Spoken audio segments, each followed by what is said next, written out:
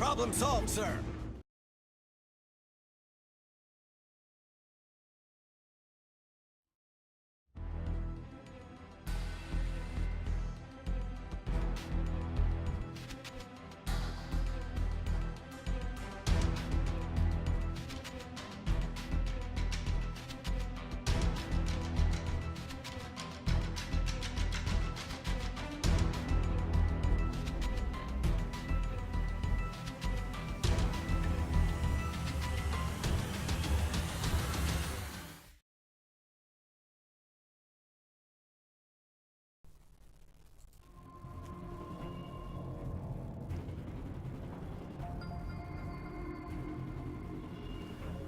Well, hello everybody.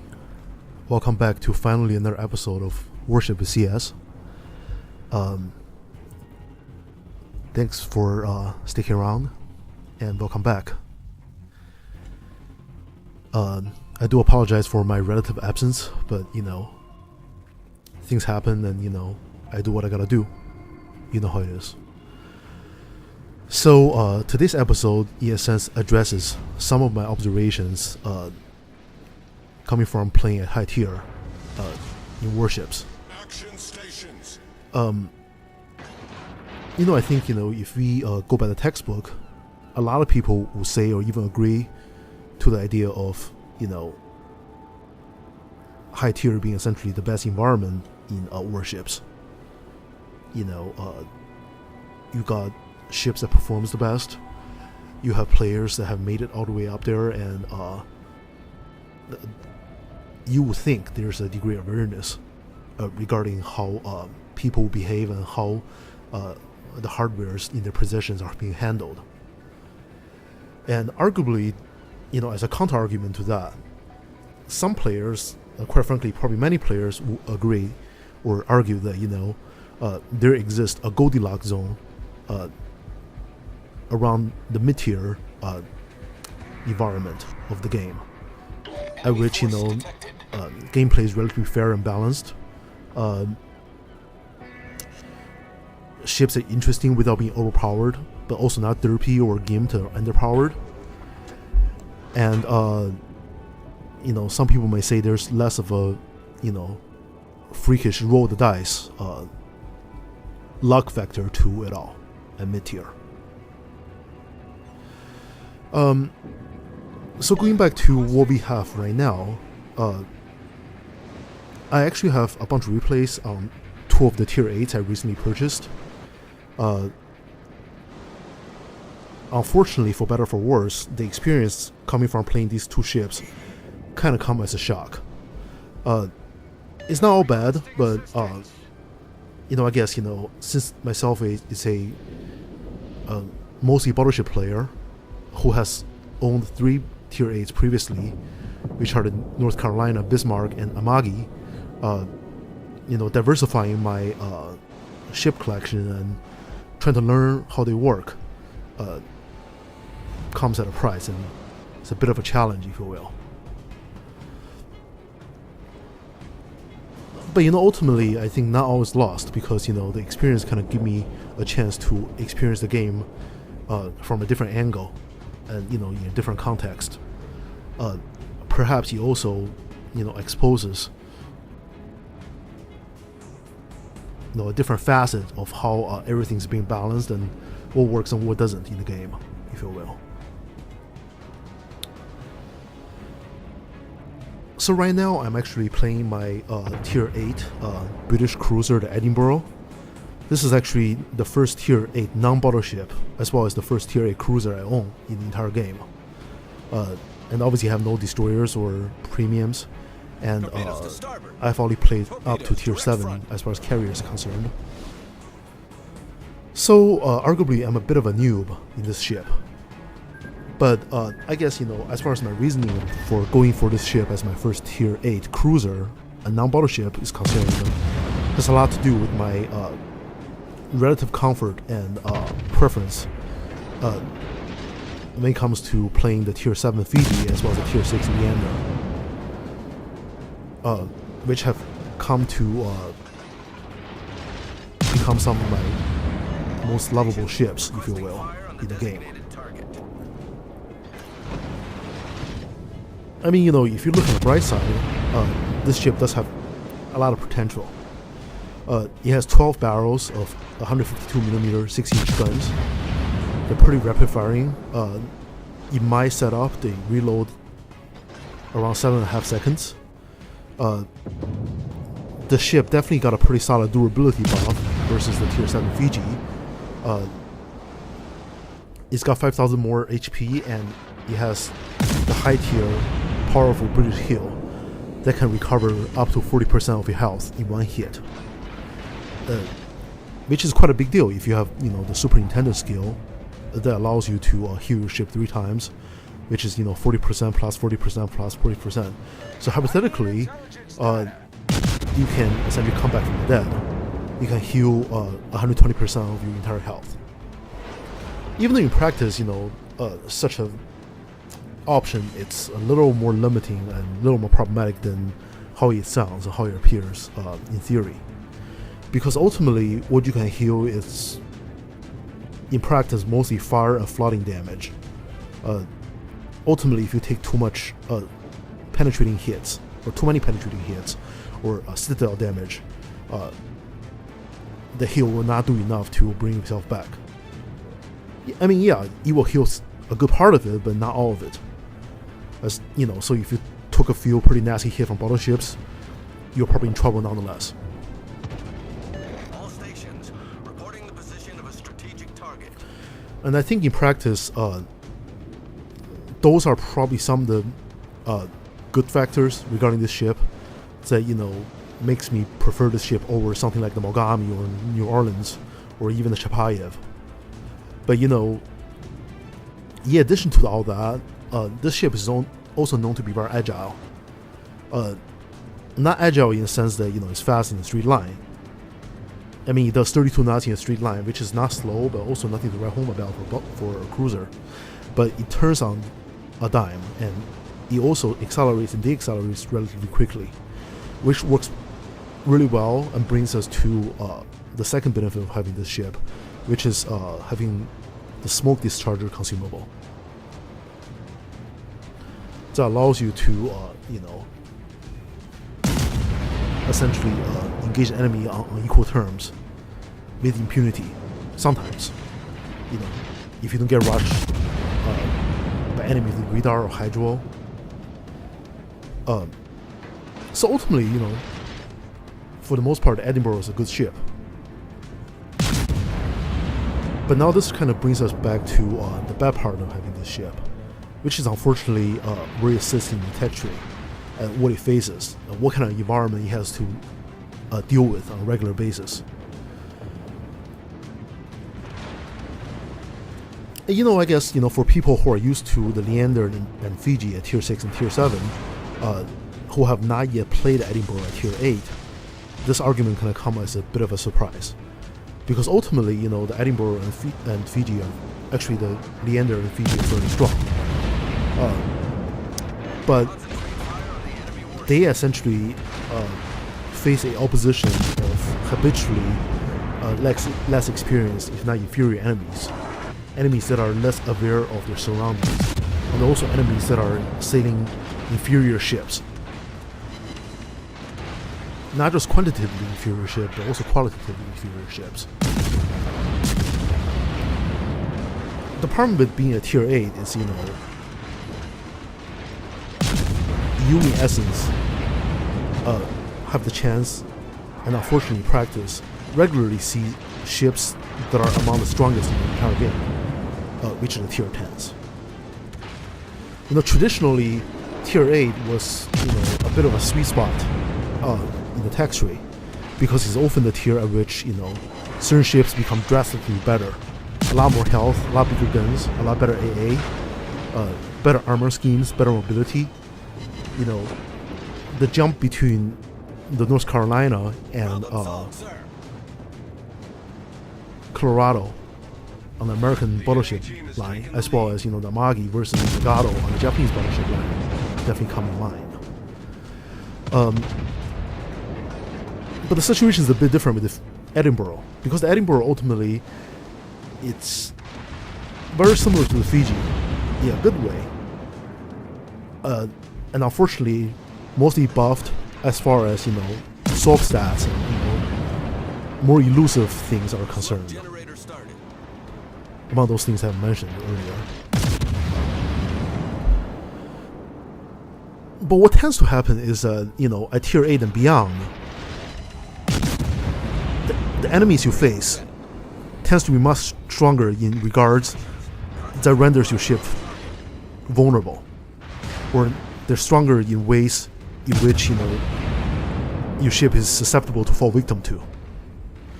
Such as the prevalence of radar consumables, which is very rare before tier 8, but common to the point of being almost universal beyond tier 8. And obviously, people's hydroacoustic surge gets stronger. Enemy destroyers are stealthy and carry a much stronger torps. Gunship destroyers might have a chance to shoot back at you and seriously put a hurt in you, which earlier destroyers definitely could not. And also carriers that have planes that will just simply go through, despite your fairly decent AA. But I will say that despite all that and beyond everything I've mentioned, probably and arguably the single worst aspect of what this ship has to deal with, the environment this ship has to face on a regular basis, is the fact that you have to deal with the way tier 10s are played on both sides of the bottle, on the enemy team as well as on your own team. Because as I mentioned before, tier 10s are immensely powerful. But then, when you're on the receiving end of, a tier 10's attacks and the weapons, you become very fragile and vulnerable. You always run the risk of, a single fairly minute action being seriously fatal, being instantly regrettable. You show your broadside for 1 second, you just blow up. You got hit by one torp and the alpha strike's too much. You got a little too close and your camo doesn't work anymore. You get instant focused and the enemy shoots well and they got pretty strong weapons and you just die. So the problem with tier 10 in this regard is the fact that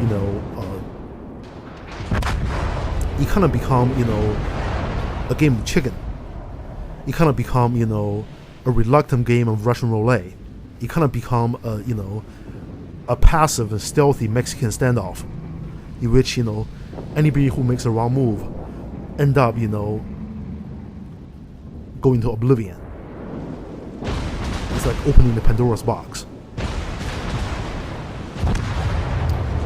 So unfortunately, what tends to happen is either ship become too aggressive and just blow up and die, or ship become too passive and essentially just sit there and watch everything go down the toilet and watch the team lose.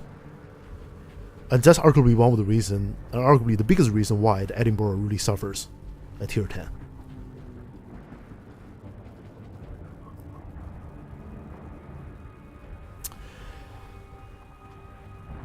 Well, excuse my rambling, but it is what it is. It's a little, I'm a little dumbfounded regarding how things have worked out at high tier in warships. Not that, the equivalent of whatever problem we have here, it's by any means much better on tanks, or quite frankly any other game.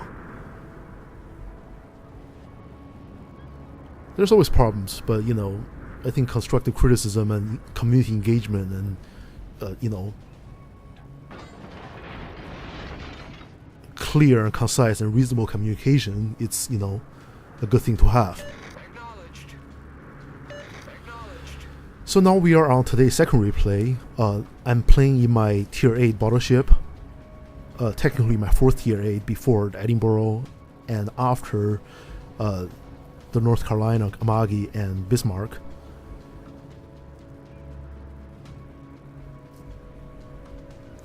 So the HMS Monarch, as you see here, it's technically a fictional / speculative / prototype / blueprint ship. It is essentially a variant of, the King George V. That's already been represented in game by Tier 7. And this, in a sense, is arguably a representation of how the historically famous British treaty battleship would have looked at and would have worked out had it been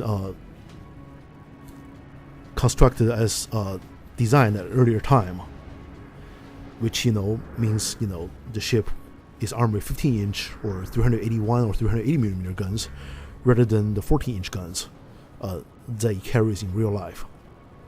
Obviously, the British in the 30s really tried hard to push and advocate for the London Naval Treaty that limits naval armament and regulates, I guess, the traits and characteristics of naval hardware, if you will. So the British at that point were seriously pushing for various major powers to obey by this rule they came up that requires all their newly built capital ships to carry a main battery with a caliber no larger than 14-inch. Obviously, war was looming, so nobody listened. The Japanese quit at that point and ended up going with the Yamatos a couple years down the road. The Americans kind of followed the escalator clause in the treaty and went for 16 inches on the North Carolina rather than the 14 inches they kind of originally thought about having. But the British, because their supply situation issues as well as scheduling and timing issues, just ended up sticking with the 14 inches on the KGV, if you will.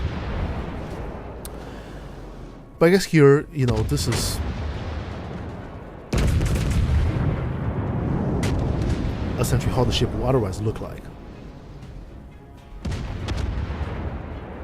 So you might ask, what makes a Monarch different than the Tier 7? I would say not much, but it is different in certain ways. First, obviously, you have 9 15-inch guns rather than 10 14-inch guns. So obviously your alpha strike regarding the shells penetrating hits and so on and so forth is higher. Fire chance is lower per hit, unfortunately. The reload is the same at, I believe, 26 seconds for both weapons on both ships. I believe because the caliber is larger, penetrating powers for both HE and AP shells are greater. It might be quite a big deal as far as the AP is concerned because 15-inch shells can go through the bow plating sections for Tier 6 and Tier 7 battleships that 14-inch shells cannot. And obviously, 15-inch HE shells can definitely go through a little more armor than the 14-inch counterparts they have at Tier 7. But all those things are significant, but yeah, at the same time, not game-breaking or not that much of a big deal, if you will, considering everything else that's been going on regarding this ship. Because for better or for worse, probably for worse, unfortunately, this ship is not any faster than the Tier 7 KGV, which means it's limited to about 28 knots flat in a straight line and significantly slower in a turn. So in other words, this thing does not turn or accelerates like the British cruisers. In other words, it doesn't do so well in that regard. It's not necessarily bad, but it's not great. At the same time, because for some reason this ship, despite some of the cosmetic differences, essentially have the same physical hull as the KGV, except for the fact that the plating at its extremities, such as the bow and the stern and hull above the armor belt, is 32 millimeters rather than 25. So it does give you some resistance against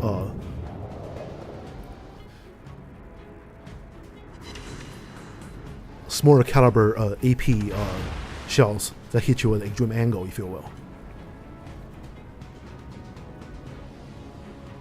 And some people might think, maybe the Edinburgh gets the very strong British heel at tier 8. Perhaps the Monarch should get a pretty strong heel at tier 8 too. But unfortunately, we're mistaken. So unfortunately, the Monarch ended up being essentially the tier 8 battleship with the least amount of health and no special bonus or perk to compensate. So in that regard, it theoretically has the worst survivability of any tier 8 battleships.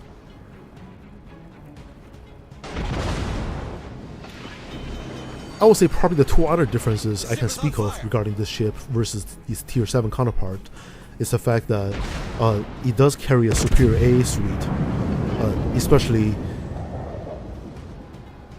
the 40mm pom-pom AA guns you see on the tier 7 KGV, as well as many of the mid-tier British cruisers, have been replaced by a bunch of 6-barreled 40mm Swedish Bofors, which is significantly stronger than the pom-poms.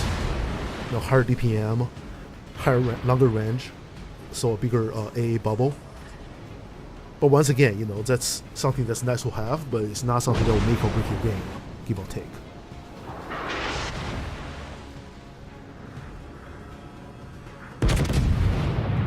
I guess, speaking of other things that this ship shares with the tier 7, it's main battery's firing range. So despite the fact that, the Monarch carries a 15-inch main caliber guns versus the 14-inchers you get on the KGV, both of these ships essentially have an 18.5 kilometer firing range. Sure, hypothetically, you can probably extend it with mods, and you can probably use a catapult-launched spotter plane, but ultimately, those two things come with drawbacks. If you extend the range of the battleship, you lose on accuracy, and you are essentially forced to work with longer airtime for your shells, which will cause you to have to work with more lead, and essentially awkward handling, worse kind of things. And as far as essentially the spotter planes are concerned, they also forces you to work with a very different aiming interface that's more top-down. You know what I'm talking about if you tried it. Meanwhile, the effects for essentially the spotter plane consumable is very much temporary, because your plane has a pretty long cooldown and it only stays in the air for a little bit at a time. And even if you get it to work, it can still be knocked down by enemy AA as well as enemy aircraft, which is really not too much to ask, because the spotter plane is fairly fragile and there's only one plane.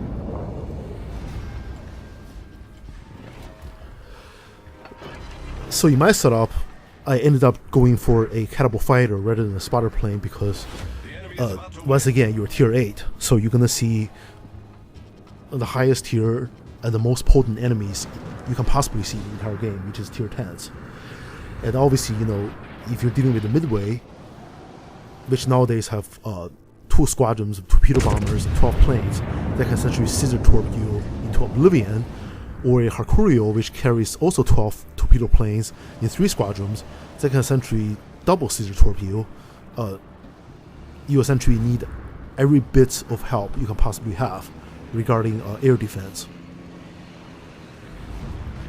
And even then, essentially, usually the difference between having a plane to help you with that and just have to fend for yourself with your AA is maybe you shoot down a few more planes the enemy sent your way, or maybe you can scramble one of the enemy's attacking groups, which obviously, if you're facing a tier 10 or quite frankly tier 9s or even tier 8s, it's definitely not going to be enough, because ultimately they will saturate attack you. They will send multiple groups. They will hit you from left and right. They will hit you from front and back. They will cause a flood, and then you repair it, and they will cause a flood again. Same thing for fire. So that's really not enough. So unfortunately, what's going on with the ship is the fact it's essentially, you have to get close enough to the enemy to use your gun. Otherwise, there's absolutely no way you can hurt enemies. I mean, your secondary is nothing to write home about. Your main battery forces you to get close to the enemies, especially if it's tier 9s, tier 10s. Because, 18 kilometers is really not much at this tier. But then your ship is also fragile. It doesn't have a special heal. It has the least amount of health. So essentially, versus any equal tier or higher tier enemies, as far as battleships concerned, you simply cannot afford to outtrade them. And so much so that, in many cases, the mean battery firing range of your tier A battleship, in this case, could be overwhelmed and gimped by essentially enemy cruisers at high tiers, which is surreal because ultimately cruisers have better handling, better accuracy, and higher DPM. I mean, they rate the fires high enough, they can probably start a few fires and then hopefully get close and try to hit you with AP and maybe go through anyways. Before you can, reload quick enough to do anything about them, unfortunately. And then, some people may say that, because it's a Monarch, you can hopefully and maybe, use your relatively good concealment to engage and disengage. But you have to realize, when you are playing against enemies you will see at the end-game scenario, the enemies are often, running fairly experienced captains and premium camos and mods and everything else. So it's not like they're unprepared. It's not like, something you can do is something that they can't do at all. So ultimately the consumer is, conditional at best of a piece of acid, if you will.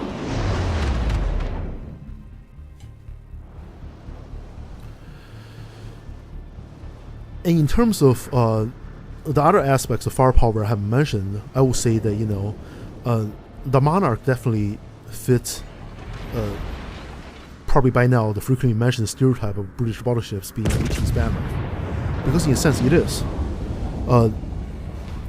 Because ultimately the AP shells on the Monarch carries the relatively quick arming and short fuses you see on British ships. So what happens when you shoot enemy battleship with your AP is that sometimes when you hit them at essentially their mostly heavy armor sections, such as their main armor belt or their main battery turrets, is that your fuses will be armed before they manage to penetrate. Not that the penetration values for these guns are good to begin with. So what tends to happen is that you're gonna get shatters and bounces and no damage pans, for the lack of a better word. Ironically, if you try to use these guns to shoot at relatively under-armored or unarmored parts of enemy ships, such as bows, sterns, secondary armor belts on German battleships that doesn't have a all-nothing scheme, they might ironically end up doing full damage penetrations. And last but not least, obviously these guns, AP shells, not gonna sit down anybody. Well, as far as battleships is concerned. Cruisers you can, but everybody can. Shit, even probably destroyers can too.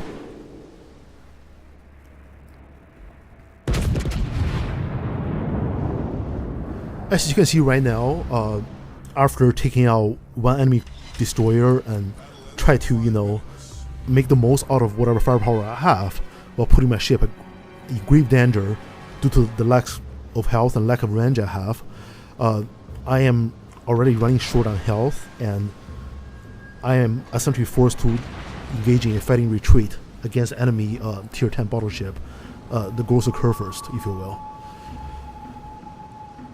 But unfortunately and ironically, my ship, despite being the smaller, lighter ship, it's also slower than the enemy 90,000 ton behemoth. Because the German tier 10 is capable of doing essentially over 30 knots in a straight line. Sure, it doesn't turn very fast, but it's got a really powerful main machinery. It's got a pretty long water line, so it goes faster than my ship. So you're essentially looking at a late war / post-war super weapon that was never built and only barely envisioned on blueprint versus an awkward mutant version of a largely unbuffed and historical treaty battleship, and arguably one, if not the only one, of his generation that closely followed what the treaty said. Unlike the Bismarck or the Littorio the Italians have, or Yamato the Japanese have, or the North Carolina, South Dakotas the Americans have.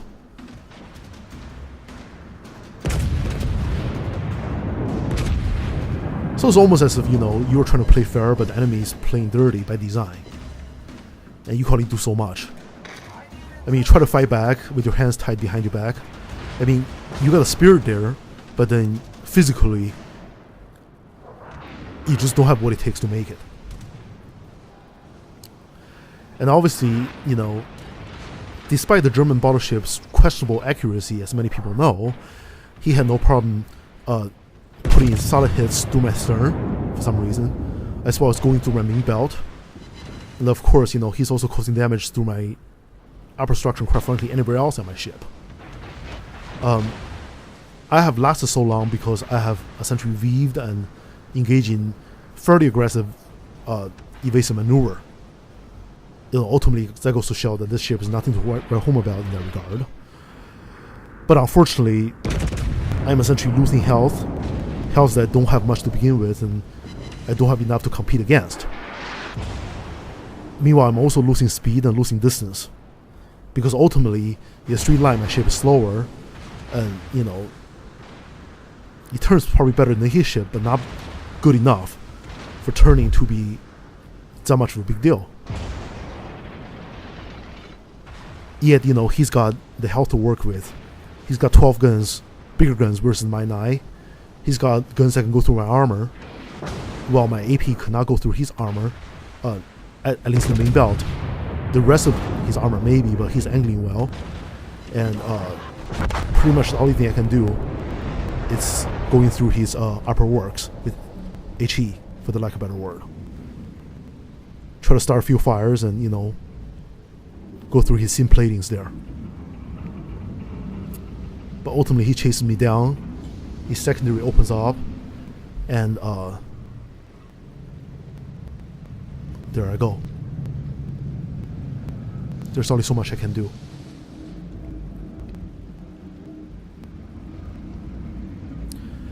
And ironically, you can see the tier 10s on my team are essentially doing one of two things, maybe a little bit of both.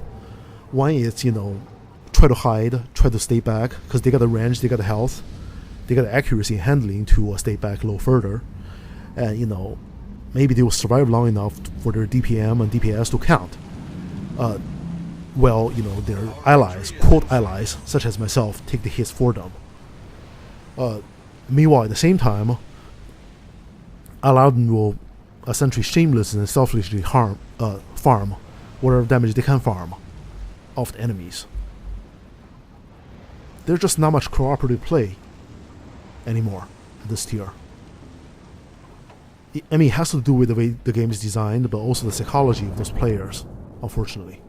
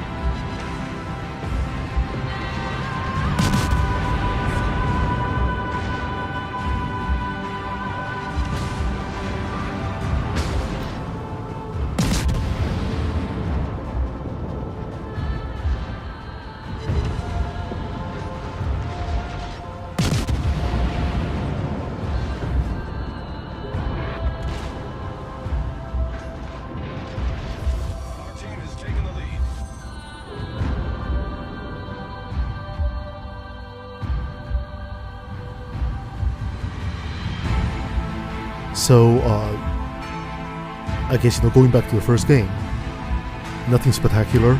I did solid damage. But for some reason, despite being bottom tier, I was the only one in my team to get a kill. I was essentially the one person in my team that took down the largest battleship in the entire game with my little puny cruiser at tier 8. Just goes to show what the hell people's doing in this game at high tier, unfortunately. As far as Monarch's game is concerned, also did pretty solid damage, pretty solid profit. I was second in XP, only to our tier 10 cruiser Hindenburg. I do what I can, but simply just how things happen, I simply find the experience kind of helpless and sickening. It is what it is.